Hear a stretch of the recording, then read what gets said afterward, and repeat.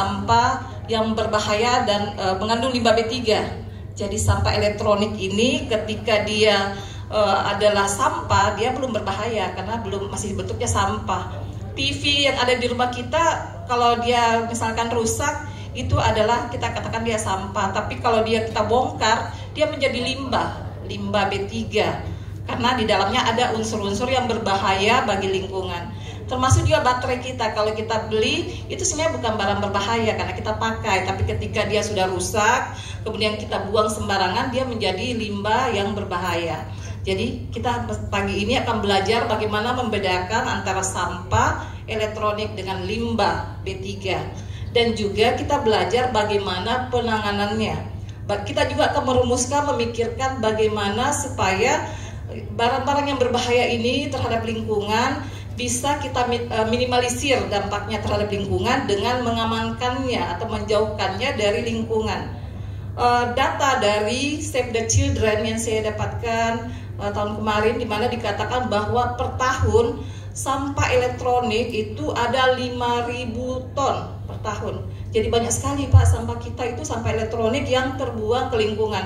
50% itu tersebar di masyarakat, ada yang masih nyimpan, pasti di antara kita ada yang menyimpan juga, mungkin TV-nya yang rusak masih disimpan, masih disayang-sayang ya, dijadikan pajangan padahal sudah rusak, mungkin ada kenangan di situ, kenangan atau apa ya gitu ya.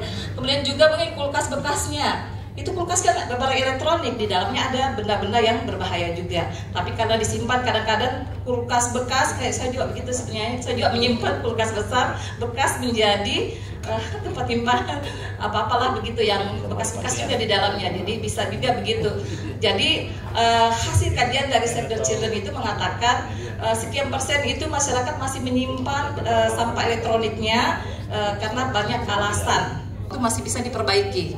Jadi kan tidak semua juga barang yang rusak itu tiba-tiba harus dibuang, kadang-kadang bisa diperbaiki. Jadi ada juga yang memang benar-benar sudah tidak bisa, kadang-kadang diambil vendor, mungkin diambil pemulung atau dibuang ke TPA. Nah, inilah yang kita ingin bincangkan di sini, bagaimana sebenarnya keterlibatan bank sampah di sini dengan nasabah kita. Jadi saya ingin menjelaskan bahwa Kota Makassar ini punya sekarang ini 400 bank sampah yang aktif dengan yang di masyarakat ya, karena kita kalau secara keseluruhan itu 1077 bank sampah ada di instansi, di usaha kegiatan, ada di puskesmas, ada di hotel-hotel dan sebagainya, industri, bisnis dan sebagainya, itu banyak juga yang sudah membuka bank sampah dari 1000, tetapi yang ada di masyarakat itu ada 600. Dari 600 itu kami mencatat, kami pantau berdasarkan laporan dari motivator pendamping bank sampah itu